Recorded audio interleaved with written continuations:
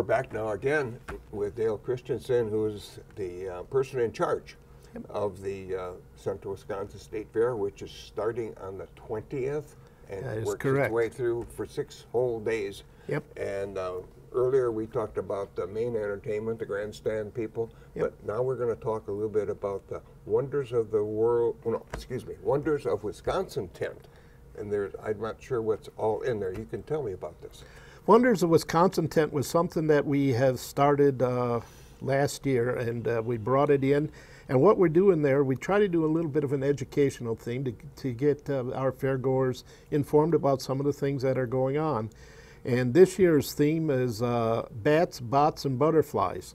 And what we're going to teach you about is they do have some people coming in on Friday the 23rd that has got a lot of research and a lot of background on the bats that are going around and that we've all experienced, but there's groups out there that can really inform us as to everything we need to know about bats. It's a unique species. It is a unique species, that's for sure. I've seen some on the nature programs, and they're really interesting critters.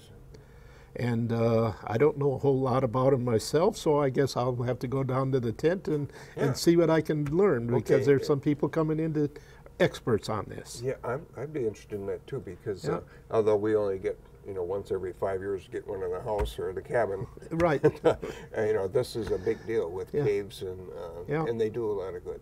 Yes, they do. They are a remarkable animal. Okay, so who's bringing that? Is that a group or a professional? Yeah, it's Pam Resch from the Natural Resource Educator on Bats, and she's from the Wisconsin Department of Natural Resources and Wildlife Management and that type of thing. So yeah, it's going to be very educational. Exhibit, and that's going to be available all 6 days or just one day? The bats are coming in on Friday. Okay. On Saturday is butterflies. Bats, bots, and butterflies. There's experts coming in, and then there's a setup coming in on Saturday that you can go down to the Wonders of Wisconsin tent and learn all about butterflies. And that's cool too. Yep. What's the bots? Yep. Bots are robots, and we are trying to. There's a program in 4-H that has worked with it, and there's some classes in school that are starting to touch on it, and we've got kids that are making their own robots, and it's kind of a scientific educational thing that they can come in and exhibit their bots for us, and it's very unique. And they're going to be there on Tuesday. Tuesday. That's the county Farm Bureau Day. Yeah, the Farm Bureau Day is Tuesday, and actually even on Tuesday the Wisconsin Honeybee Queen is going to be there. Oh, I didn't know they had one. Oh yeah, there's a honeybee queen. There's a we got an Alice. Dairyland's going to be there on Tuesday. Yeah, Alice in Dairyland's going to be there from 10 to 1. Abigail Martin is Alice in Dairyland this year, and she's going to be there on Tuesday. Okay. And Wisconsin's Fairest of the Fair is Megan is going to be there on Thursday. Oh. So there's going to be a lot of royalty attending in that Wonders of Wisconsin tent, and I know Alice and the Wisconsin Fairest are going to be out on the Midway, and you'll be able to meet and greet them out on the Midway. And, they're really good with the little kids too. So they want to be a queen too. Yeah. I mean, I've seen them in Miss Wisconsin too. That they're really good with the children. They come up and they talk to them and everything. I met a queen today. That's really cool. Yeah, that's for sure. So on the 21st, that's the butterfly people. Yep. So it says here, and the bats are Friday. Yep. And the monarchs. The butterflies will be on Saturday. Okay. The 21st is there's going to be there's going to be 2 things on butterflies. Yep. Okay. All right. And then who is Mr. Science, and what does he do on Sunday the 25th? Larry Shekel is his name. He grew up here in Wisconsin, and he will be here. He's won some awards with some of the intriguing things he does with science and educational and entertaining children and everything. and it's a very learning experience. So as you can see, it's He's kind won a of number of awards for Yep. his endeavors. And what's important is that the fair is not just bands and music and smash up cars, but it's educational. it's educational, And and for the folks that live in the city that Yep. maybe have come here and they're not really used to the farm environment, the rural experience, Right. this is the place to go.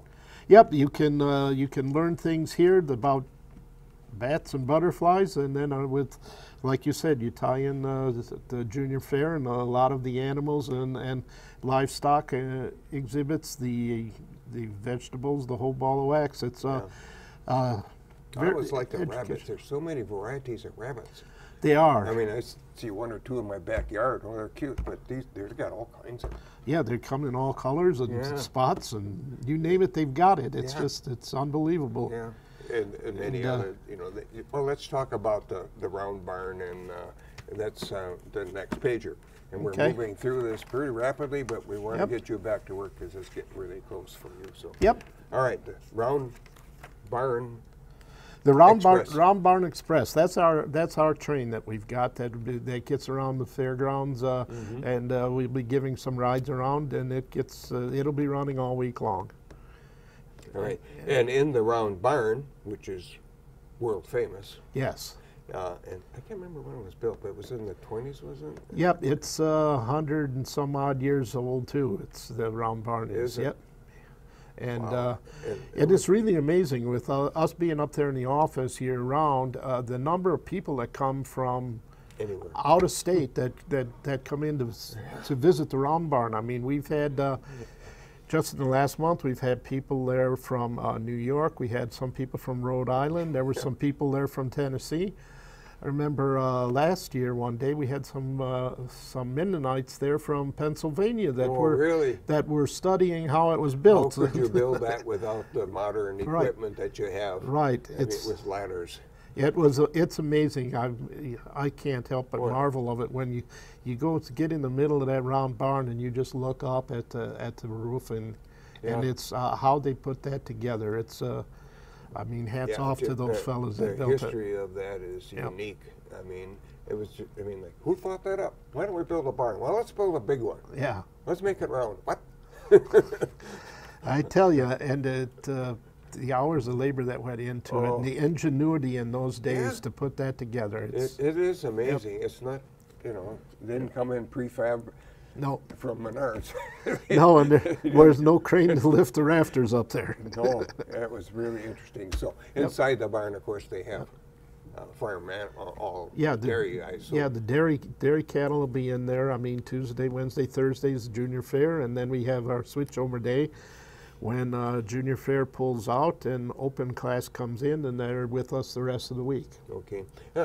The junior fair, tell me a little bit more about that. It's in the Gerald Lang Palace. Yeah, that'd be the market animal sale. That's going to go on in there on Wednesday evening at 6:30, and that's where all our 4-H and FFA kids that have exhibited sheep and swine and beef cattle and that's where they'll sell their animals. They'll get their reward for taking good care of their critters. That's for sure. And it helps them with their expenses of going on to school. And I know it helps quite a bit. A lot of animals sold have gone towards education, and that's a big thing. Yeah, and these are kids that are probably going to end up in the agricultural business. Right. And you have to give credit to the bidders. Oh, Because they pay more than what you would pay at a supermarket. Oh, they do. We donated some of it too. Yep, they do. A lot of them do that, and yeah, it's kind of a friendly competition, I guess, between some of them. But yeah, they're paying above and beyond the market price for them, and it's because it's going for a good cause. It is. And they realize it, and it's their contribution. I mean, hats off to all of them. Yeah, and we won't mention any names, but I know a number of the people that do it year after year after year, and it supports the kids. Yep. and it supports their future education. Yeah. And it's a really wonderful thing to do. Can you buy a chicken there? Because that's probably all I could afford. No, Yeah, probably not. Huh? there might be a chicken there. Some years there are, some years they're not. It's hard to tell. I have a tough time coming home with a $20 a pound chicken, but Yeah. we'll worry about that later. Yeah, you worry about that when you get it home, right? Right. Okay, you know, they have a lot of exhibits that we haven't even talked about. Yeah. That what I would call the home ec type thing, and the art, and the vegetables, and that in itself is worth walking through. It is. It's interesting to see all those, the time and effort that goes into all of those projects. And I mean, yeah, and it used to be just farm kids and farm exhibits, but I mean, we've got photography, we've got woodworking. There's so much more in it nowadays. It's really interesting, the talent, and some of that is being judged. You got the biggest kumquat or whatever. Right. Yeah. And but like you say, the talent that goes into some of that cultural arts projects, Absolutely. it's amazing. You know, it is amazing. You see some of the quilts and so forth. And there's a very active group of people that do a lot of quilting. I don't know if they are the ones that'll be there, but I volunteer at the hospital, and occasionally they'll come in with a whole package full of quilts that they made for the patients, and it's a wonderful thing. But some of the quilts are just unbelievably intricate. And the quilters will be there in the Expo 2 building exhibiting. Good. And then I'll bet if you even stop and ask the ladies, they might give you a few lessons on how to make a quilt. I probably need one come winter, but you know, we're going to kind of let you get back to work because I know you're busy. But you know, Marshfield does have a lot of events, and yours is not the last one. No. Because coming up in mid-September is Maple Fest. Yep.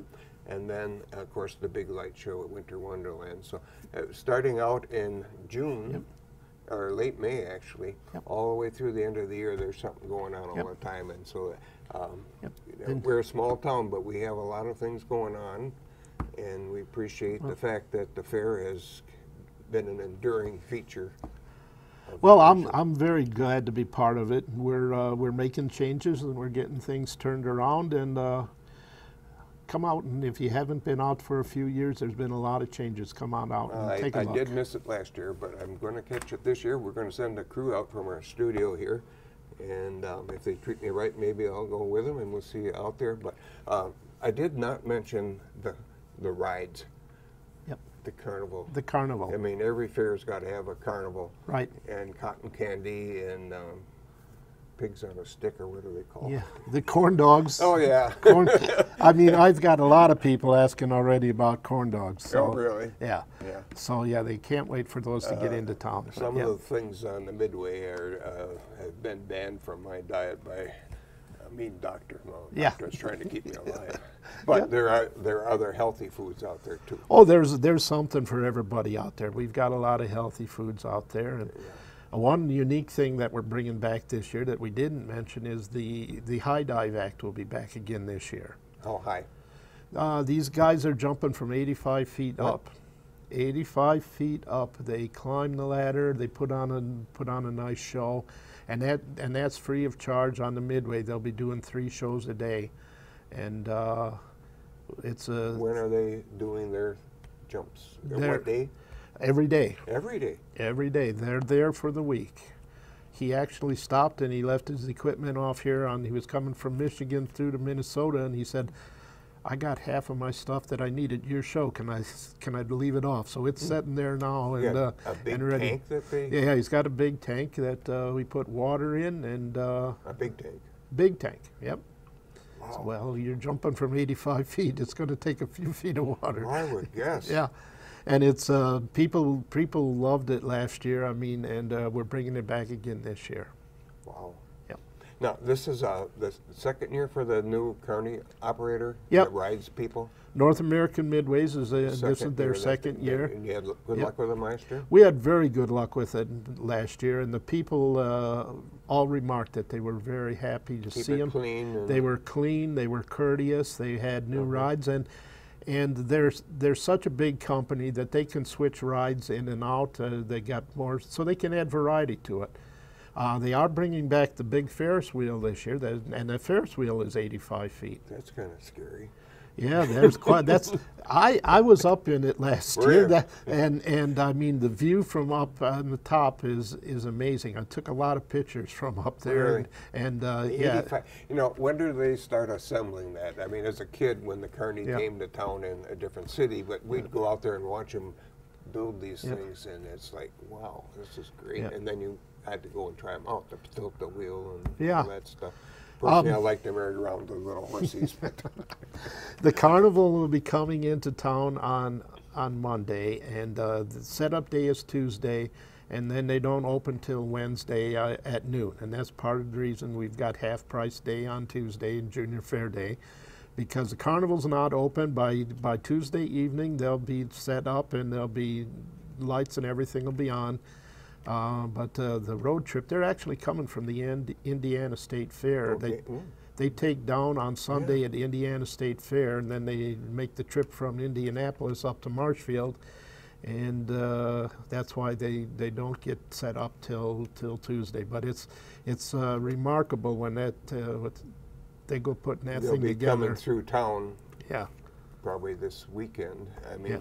getting ready, staging, Yep. deciding what goes where, Yep. and then they'll start building it on Monday. On Monday of Fair Week. And can folks go out there and walk through and watch them, or is that a no-no? Oh, you can come out and watch. We do have it gated off for safety reasons, Sure. because there's a lot of moving pieces when they're getting set Sure. up. But yeah, Tuesday. But if you want to take Tuesday your kids out there and get them excited about Yep. the fair, this And- is going to be something which they'll interest, you know. It's very interesting, and they come in with a lot of rides. The park, that whole end of the lot, the midway is full. Yeah, I mean, just to build an 85-foot Ferris wheel, I mean, and they can do it in one day, huh? It takes a crew of 6 men. I think it's 10 hours to put it up. But that's still pretty good. And that's still pretty good. Yeah. Wow. I think I spent that much time building a sandbox. Yeah. And there were probably 10 of us. All right, Dale, I'm not going to keep any more. Okay. Thank you for coming in. Thank you so much. We hope that you come to the fair and enjoy it. There's certainly a lot going on. There's things to entertain you. There's things that you can learn, things you can see, and you meet a lot of your friends out there. So be sure to support the fair. We need it. It's been around for 117 years. We're going to shoot for 118 next year. You got that right. Thanks for having me. Thank you.